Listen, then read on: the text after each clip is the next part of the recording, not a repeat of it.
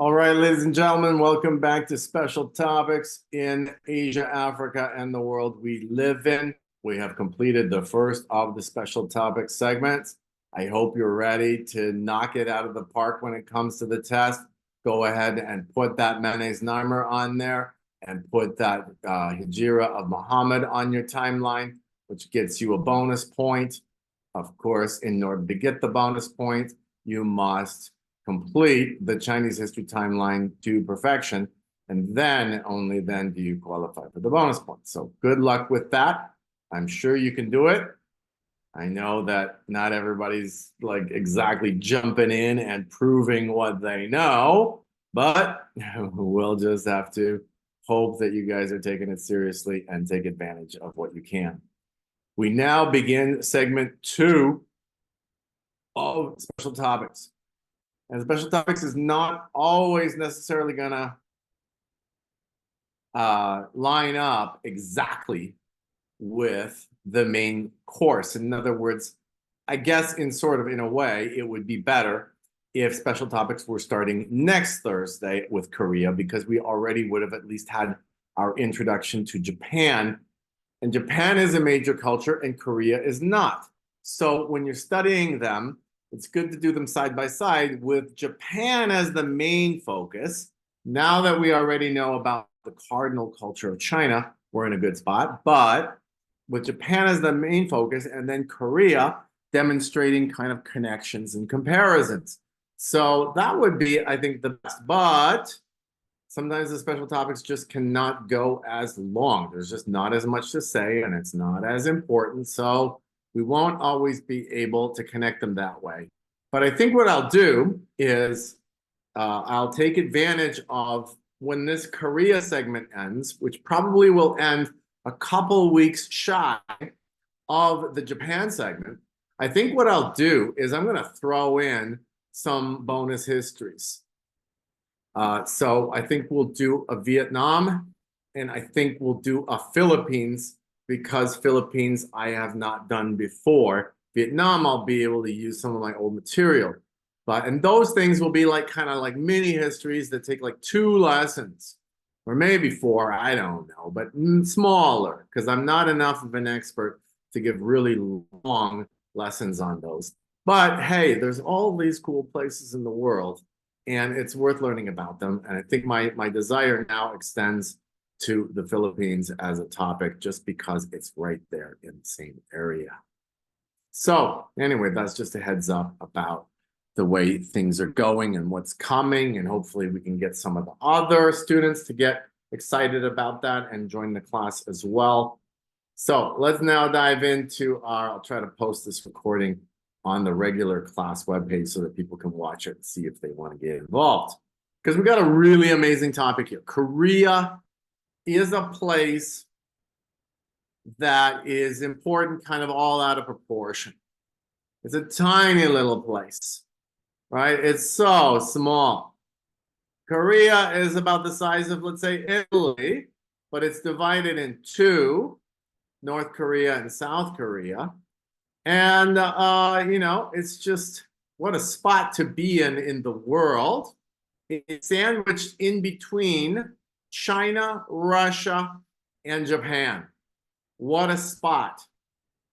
That reminds me of like Ukraine being sandwiched between Russia, the European Union, and indirectly the United States. And there's other cultures like that are white on the map that are in kind of the same position. They're not major cultures. They don't belong to a cultural bloc. But boy, do they have a way of being important. The other great example is the even smaller country of Israel in here, which you can barely see on the map, but it's white because it's not part of the Islamic world. It's surrounded by the Islamic world, been at war with the Islamic world. Its entire history is at war now. Ukraine is one of those countries. Oh, it's at war. It's always been at war. And now we got Korea, and Korea has always been at war. Isn't that interesting? Countries in white, 3 great examples in between cardinal and major cultures, and always at war. Because that's where when you're stuck in that neighborhood, that's what it is. That's your life. If we zoom in here, it kind of looks like this. We've got China, this giant country here, and then we got Russia, a giant country, which has a really weird shape. Russia comes down and it touches North Korea directly. The line right there is a border between North Korea and Russia. Russia is such a weird and huge country, and it stretches all the way down here. Russia also controls the islands of that used to belong to Japan that are north of that. So it's strange. It's a European country, but it's also an Asian country because it's so gigantic. And you have South Korea there, small. So what do you guys know about these two countries, North Korea and South Korea, before going into the story? Why are there two countries? What's the deal with these two countries? Ryder, go ahead. I think they had a civil war and then divided into North and South Korea. Pretty close. I mean, I don't think it's quite right to say that it was a civil war because North Korea was aided by Russia and then China, and South Korea was aided by the United States and some of its allies. So that's much more than a civil war, right? It was a war, a general war. It was the first war of the world police power era. The United States intervened in that war, and and the result was that Korea was divided into two countries. And so what we have in Korea is still what used to be the case in Berlin and in Germany, a country divided by a Cold War. In Germany, you used to have this terrifying thing called the Berlin Wall, and people would try to escape from East Berlin into West Berlin, but there were minefields here and guards with guns killing their own citizens, keeping them inside a giant prison. And here you see a man in West Berlin, free, walking his dog, and he's free. And here you have Korea, and here you have people on the South Korean side putting, and here you have the barbed wire that's keeping the North Koreans enslaved in their country, just like the East Berliners were enslaved in their country. And the South Koreans are putting banners here kind of support and, just to commemorate the situation of their nation, which is divided into two pieces, which is very sad. And they're not getting along, and there's no sign of them ever getting along. This is a little bit different than Germany. There's no sign of them ever getting along. North Korea has nuclear weapons. North Korea is always threatening its neighbor to the south. South Korea has the United States as an ally. Other than Germany and Japan, South Korea has more American troops than any other country in the world, other than the United States, of course. And South Korea is a powerful, modern economic powerhouse. So they are much more powerful than North Korea. But North Korea has nuclear missiles and is constantly threatening to use them. And they straddle this divide on a daily basis. On the left-hand side, you're with the South Korean military police, and they are standing guard and looking across at the North Korean embassy. And then on the right-hand side, you're seeing from that building that you're seeing on the left, from that building, you take a picture and you see South Korea, and then you see those strange blue buildings, which are a demilitarized zone where the two sides meet whenever they have something to talk about. Very formal, always feels dangerous, always feels very tense. These are countries that have a trigger finger on nuclear weapons, and wow, what a scary reality that is. And so, not surprisingly, in the world we live in, American presidents try sometimes to do things. Donald Trump tried. I think he was very naive, and it was almost verging on stupid of him to think that he could create peace with North Korea. They shook hands. The leader of North Korea got to shake hands with the biggest dude in the world. And pretend like they are all that. And they met twice and they smiled and took pictures and nothing happened. That's exactly what the way things go. They smile to take pictures and nothing happens. Because North Korea, as we will learn, is actually not a communist country. Another example of that. Most people refer to it as communist. It is not. Guess what it is? It's not communist, but the government controls everything and has all the power. Then what do we call that? Our theme of the year. Right, Eric? Fascism. Fascism, exactly right. The North Korean regime is absolutely a totalitarian fascist regime. So what's the situation? Now, I mean, here is a really powerful example of what North Korea and South Korea are like. Go on Wikipedia. They used to have this page. It's been modified since, but they had this page called List of Countries Ranked by Ethnic and Cultural Diversity. And they gave 2 scores to countries. You can see the United States there, 85th in diversity. And the scores consist of, and I forget which one is which, but the scores consist of what racial background you have. So out of every one person, what's the chance that that person is going to be of a different racial background than American? So when it comes to the United States, that score is 49%. I think that's the one. It could be the other way around. It could be 27%. And then the other score is language diversity, which means if you run into a random person in that country, what's the chance that their first language is going to be something other than the main language of the country? If I'm getting it right, the chance is 27%. You run into a random American, 27% chance that their first language is Chinese, German, French, Spanish, whatever, instead of English. That means 73% chance that English is the first language of the person. That kind of makes sense. 49% chance they will be of some sort of diverse background. Now, if you go down to Korea, this is a ranking of all world countries. Apparently, they only got 159 statistics. And what's the chance of meeting a random person in North Korea that's not North Korean?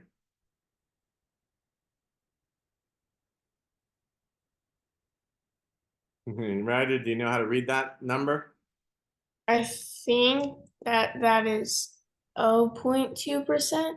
0.2%. Wow, 2 out of 1,000 chance. And about one of those is going to be Chinese. So you realize, okay, because the Chinese are so important. Same thing. 0.2% chance that you will run into somebody in North Korea whose first language is not Korean. In Korea, it's twice that, but it's still South Korea. It's still only 4 out of 1,000 for each of the same statistics. And then Japan and Israel and so on. You're climbing up the rankings here. So what this tells you is that the countries at the bottom of this list are the most insular countries in the entire world. What is insular?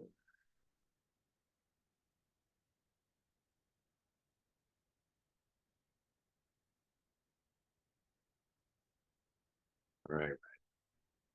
I actually remember this from 3 years ago. Insular is when you're kind of not involved with a lot of the world because you want to, and then isolated is because you don't have a choice. You just Right. walked out. Yeah, isolation is just a fact of life. You're either isolated or you're not, right? But if you're insular, you're isolated on purpose. You have a great big keep out sign that says to the world, we don't want anything to do with you. So that's North Korea, South Korea, Japan, then Israel, and Italy, and so on. Interesting statistics there. So these are very nationalist countries, which makes sense. So South Korea, North Korea, wow, they don't want anything to do with the world. Why do you think that would be? why would anybody, like an individual, say, I don't want anything to do with the world?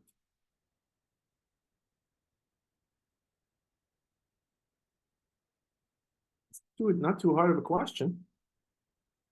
When do we want to be alone?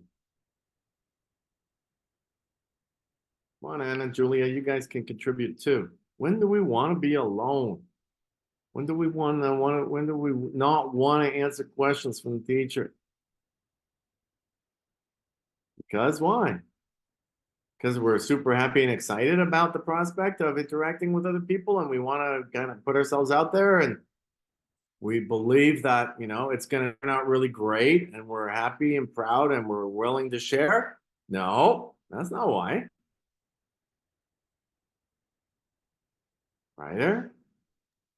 Because you don't want to be all involved in a war when Yeah. like the World War II came, like, they just didn't want to be in that as an Yeah. They don't want to get hurt. People do not put themselves out there, as we say, because they don't want to get hurt. But you got to overcome that in your personal life, which is not an easy thing to do. You got to overcome that fear and put yourself out there in so many ways. Otherwise, you can't have friendships, you can't have romantic relationships, you can't have all the things that are best in life. So you got to develop that willingness to have contact with others. South Korea and North Korea do not. They have a lot of pain in their story and they don't want to be out there. What else is there about these countries that is just part of our introduction today? Well, this, like I said, it would have been ideal to start with Japan before we start with Korea, to make some comparisons here. So you don't know this yet about Japan, but basically for the last 10, 15 years, the population of Japan has been steadily shrinking. And so you can't see it that dramatically here, but this line is going down. And so this is one of the countries in the world, because it's so insular, the only thing that matters to population statistics is births and deaths. So what do we know? Insular means nobody's coming in. You're not allowed to immigrate to Japan. Almost nobody does, or Korea. So if the line's going down, what does it mean? It has only to do with one thing. Ryder? either people are moving away or they're not having as Oh, much kids. yeah, okay, that's a good one. People are moving away. That's actually okay. I didn't mention that. Good catch. But the other thing would be the main statistic is going to be what? Population goes up when? Population goes down when? Ryder? I was gonna say with wars, but I think it's because people are having less kids or more Yeah, kids. exactly. Because people are not having babies and old people are dying. Less births than deaths. So you can see Japan had a massive population drop here. Why? That's obvious, right? Look at the dates. Yes, Ryder. World War II. World War II. You see, massive population drop. Now Japan's experiencing a steady population drop. It's not as catastrophic, but it's still not good. So that's the same for South Korea. I don't know about North Korea. I don't know if we even have statistics for North Korea. This is just a fascinating one. I just kind of Googled it and it showed up. So it's like, okay, here we have two countries, South Korea and Ethiopia. And look at them, 1950, 1965, 1980, 1990. Oh, okay, they're on the same path, aren't they? No. Whoa, what's happening? South Korea is peaking right here, right now, maybe 2030, and then it's going to start shrinking. Ethiopia, whoa, okay. Ethiopia is going to hit the same population as the United States at some point. Crazy thought. Hopefully they'll be able to grow enough food. Totally different histories. Weird that Asia is going through this population dip now. All right, more introducing these countries. Take a look at South Korea. On the left, we have moolah. On the right, we have power. They go together, right? Money and weapons, butter and guns. It's always countries, it's always about both those things and how they go together and how well the country is able to balance them. So where do we find South Korea? In terms of the richest countries in the world, you got to scan, and then you find it, Ryder. In the 11th spot. Look what it's above. Russia. Russia. Okay, did you remember seeing the world map? Look what it's above. This thing, the half of the white part, has a bigger economy than that thing. Isn't that wild? How is that possible? These people are rich. These people live under communism and fascism. They're poor. Simple. Yeah. It's wild stuff, right? And then over here, military strength index. Well, South Korea is actually 7th. So if your ranking in the military side of things is higher than your ranking in the economic side of things, what does that tell you?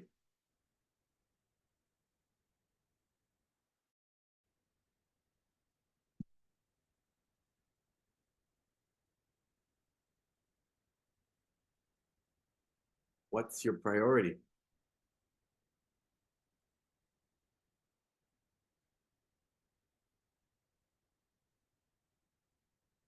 Yeah, right. It looks like you're more concerned about defending yourself than keeping up more in terms of the offense. And look at Russia, right? Russia is underneath South Korea in terms of economic performance, but it's number 2 in terms of military power. Russia is a paranoid country, very malevolent culture that's always had so many wars, and they spend a lot of their energy trying to puff themselves up and be big and strong. So they're all out of proportion militarily to economically. Most countries kind of line up both ways pretty much the same. South Korea, you can see the priority is defense. It's stronger than, relatively speaking, it's stronger than its economic performance. All right, North Korea. Where do we have North Korea? Okay, so in terms of economics, South Korea is 11, 2 equally sized countries, and North Korea is 113th.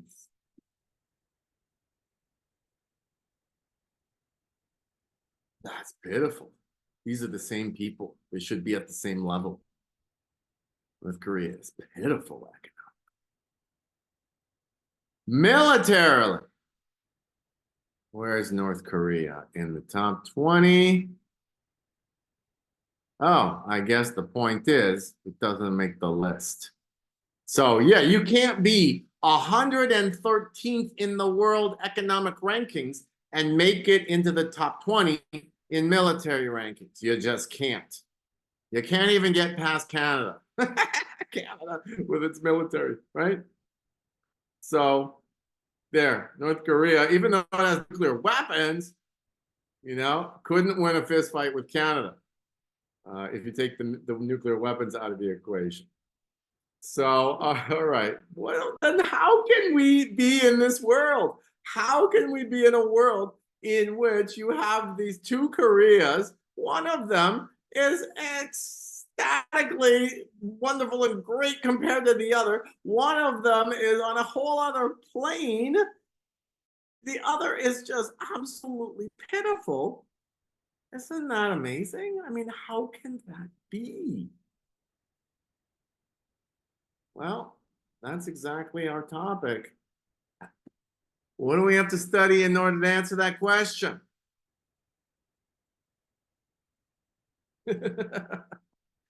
I think you guys know the answer. Yes, Ryder? The world we live in. Yeah, we have to study its history. In order to explain the world we live in, we have to study its history. There's a reason why one country is a paradise compared to the other. And that reason is history. In a word, right? In a word. It's still scary that the situation is what it is because South Korea it's a small country, and the capital city of Seoul, which is probably bigger than any American city, bigger than New York, huge city. I'm guessing 20 million people in the area. It's right next to the border. So if there's a war, the North Koreans have a lot of dumb guns and shoot, and they don't have to worry about missing because all that happens is these 20 million people are getting bombed. So that's a scary situation. That's why it's a Cold War. Because even though North Korea is so much poorer and so much weaker, it's strong enough to make real damage. And of course, nuclear weapons just changes the entire equation. Guess who gave North Korea nuclear weapons? Let's see if you guys know history. Not know history. That's not fair, right? But guess who gave nuclear weapons to North Korea based on the fact that everything that that country does always is messed up and leads to the opposite results because doing the job that it took is impossible. It's not technically impossible yet, pretty much. Okay, Ryder, guess who did it? I mean, I would kind of want to say America, but again, the enemy of my enemy is still my only temporary ally. Yeah, no, the answer is America. The Oh. reason why North Korea has nuclear weapons is the United States, the idiots that run the United States, in this particular case, Bill Clinton. And of course, his good old buddy, Jimmy Carter, another idiot. So we'll just have to see what they did. And oh my goodness, how they gave one of the worst countries in the world nuclear weapons. These are the same idiots that are giving nuclear weapons to Iran as we speak. It's just a matter of time. It's just a matter of Israel saying, no, we're not going to allow it. Because South Korea allowed it. South Korea did not put up any serious fight and allowed North Korea to get nuclear weapons too. So what a topic. Countries with nuclear weapons. Yeah, there we go. Countries with nuclear weapons. North Korea. Date of first test, 2006. They now have supposedly on the order of 45 nuclear weapons. They've performed 6 nuclear tests, which proves they know what they're doing and how to do it. So basically, it's proven. So that's part of our world. North Korea as a nuclear power. So let's end on this note for today. What a place. This is from the International Space Station or something like it, right? Fly over the world, they get to see the life force of every culture. And there you see the city of Seoul. Look at the life force there. And then you see the border, which has a lot of lights on it because you can't have bad guys coming in from the north. But what do you see here? This is a country with the same amount of population as this country down here. What's going on? Ryder? You see North Korea? Yeah, you see communism versus freedom. Death versus life. The Dark Ages versus modernity. Stagnation, the Dark Ages against a flourishing culture. How can anybody like Kamala Harris want to bring communism to the rest of the world? How can you be that dumb? It's right in front of us. It's not like you have to go back 100 years to find the example. No, it's right there, right now. What a world. All right, North Korea, South Korea. Wow, we're going to be learning a really cool thing. I'm glad you're here. Thank you. See you tomorrow. We'll pick things up from here. Bye for now. Bye, thank you. Bye.